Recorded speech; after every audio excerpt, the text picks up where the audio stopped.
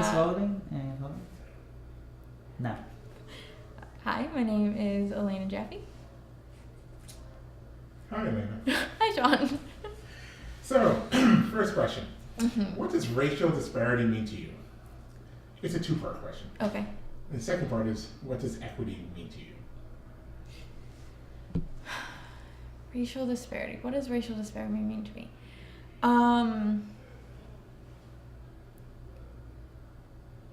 This is hard. I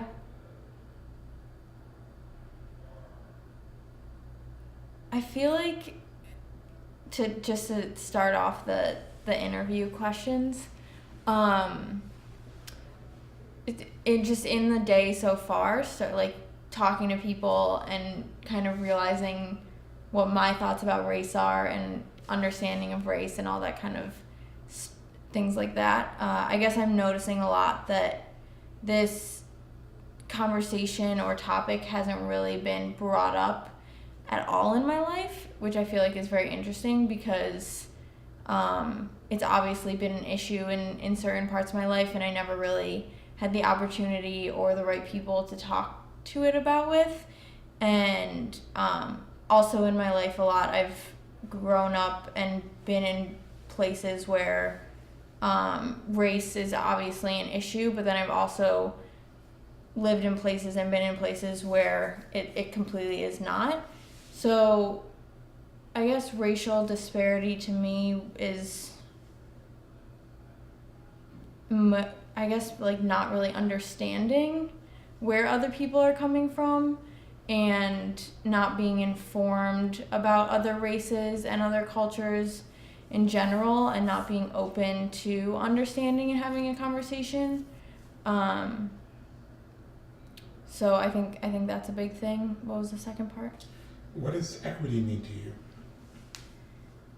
And then another easy question. That's it. Yeah, these are very loaded. What does equity mean to me?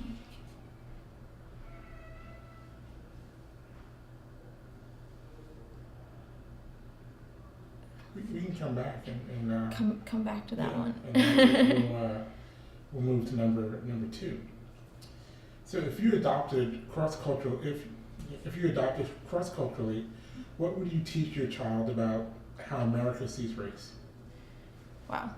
If I adopted cross-culturally, what would I teach my child? I guess it wouldn't really...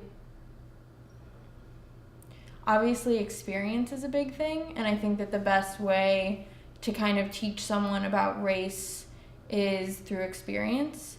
So I think that would probably be a way to teach that child about race. So whether that be living in a community that has racial diversity or going to a school that has racial diversity, being involved in activities that include their race and my race or other races, I think would be a really important way to teach someone about race, because it's hard to kind of be in someone else's shoes unless you really get to know them and talk to them. And I think that really experience is probably the best way to be informed. Right. What's your favorite pro-black movie? And then what is your favorite pro-white movie? Wow.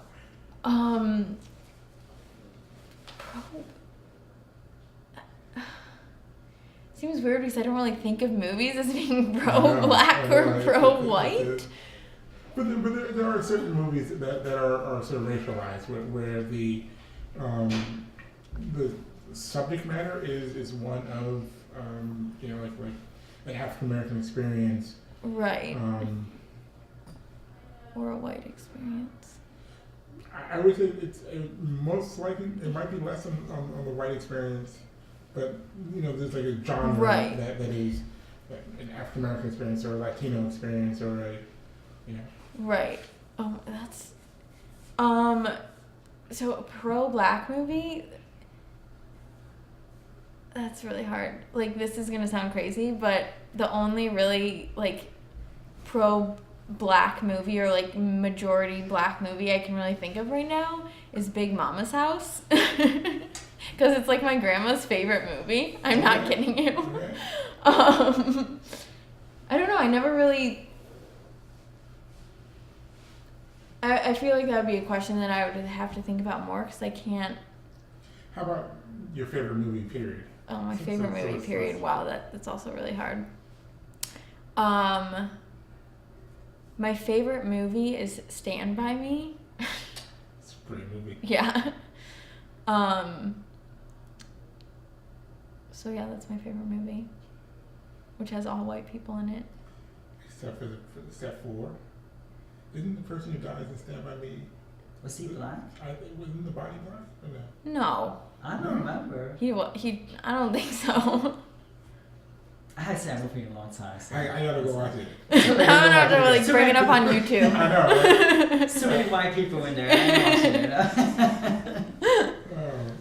I'm just trying to figure out whether or not they dealt with race at all on Stand By Me. No. I just remember that movie about the young white kids looking for the dead body and the older kids. Like, it's about puberty and all that stuff. Yeah. But I would Yeah, not be and so it was, surprised if I see it again and Some underlying. yeah, Yeah. It's not, or either the adult kids saying, you know, nigger this or Yeah. or somehow that comes into play. Because it's 1950s also, if I can I remember. know that's what I'm saying. So that there might be one sort of smaller underlying element, but I would have to watch it. Yeah, Yeah. I- So I- that's Again. our homework assignment. Yeah, homework assignment, watch Stand By Me. Yeah. Such a good movie. All right. So, what is your biggest question about white privilege? Biggest question about white privilege.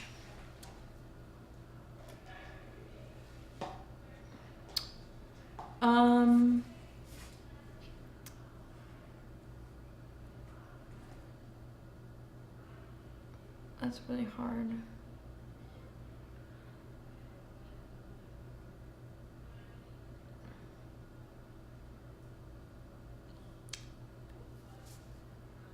I feel like I have a lot of questions.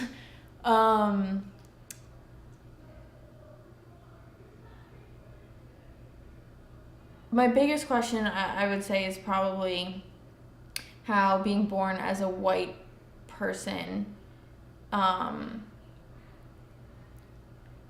it's possible, how I can, as a white person, kind of not be put into the white culture stereotype, and how can I better be not part of that, and I guess how I can change the relationship of race and just be more attuned to it, because I think one of the hardest things is about growing up white is not realizing what privileges you have that other people don't. And so I think my biggest question is probably just for myself, like, how can I change the way I think about things in terms of race? Great. What did adults verbally or non-verbally teach you about white people? Verbally or non-verbally teach me about white people?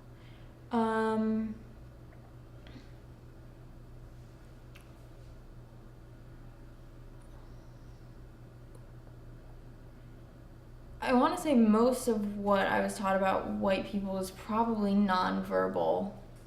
I feel like a lot of people don't really have conversations in school, at least now, that kind of like enhance like the privileges that white people have.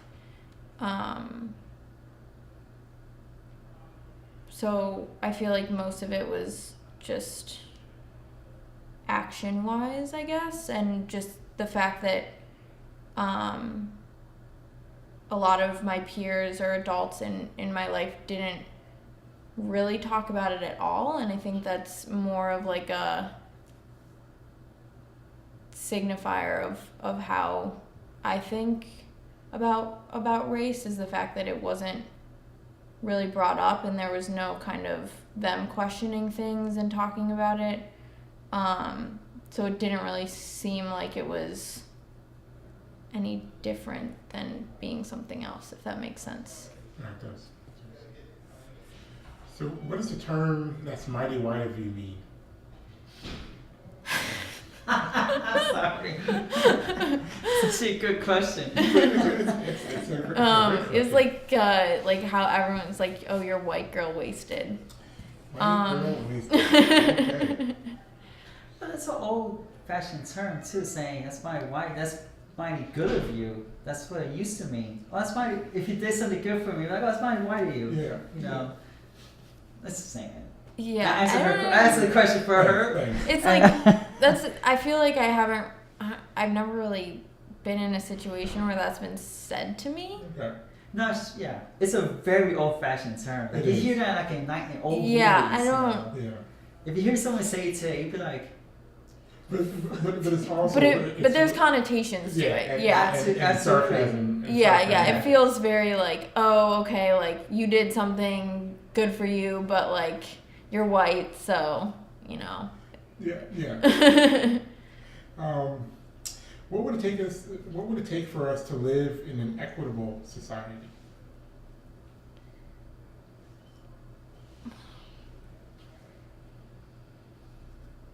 These questions need like 30-minute answers, I feel like. What would it take for us to live in an equitable society?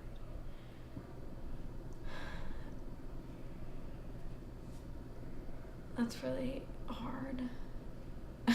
A lot of change. Okay.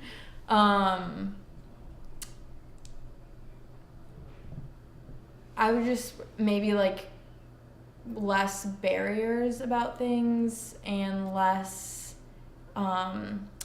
classifications, if that makes sense.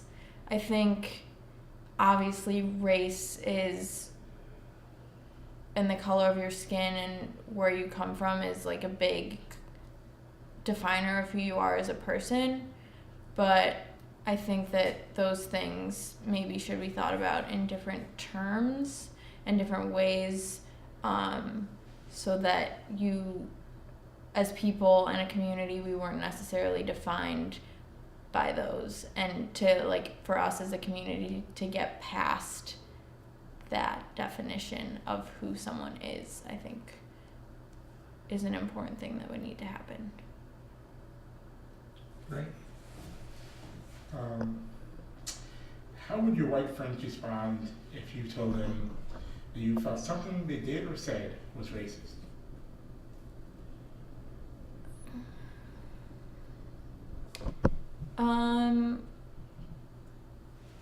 I think that in particular, my friends would be open to a discussion about it. I think that growing up or like being in a community of artists and people who have kind of automatically have a different way of thinking about things would open them up to more of a conversation. And yeah, I don't think it would be something that they would respond negatively to.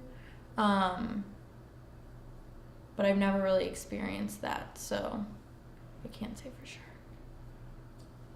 Is it possible to end white privilege? I would like to say yes.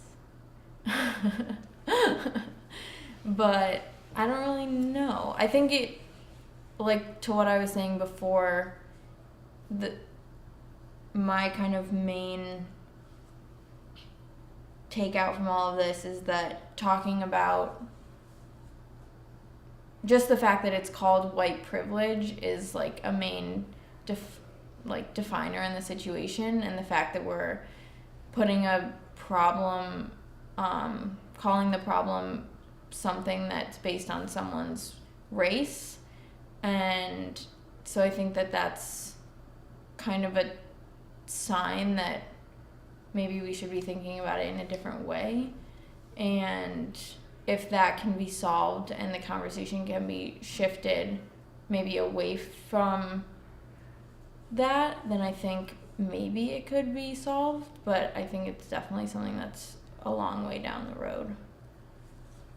All right, let's switch up because I'm running out. Yeah.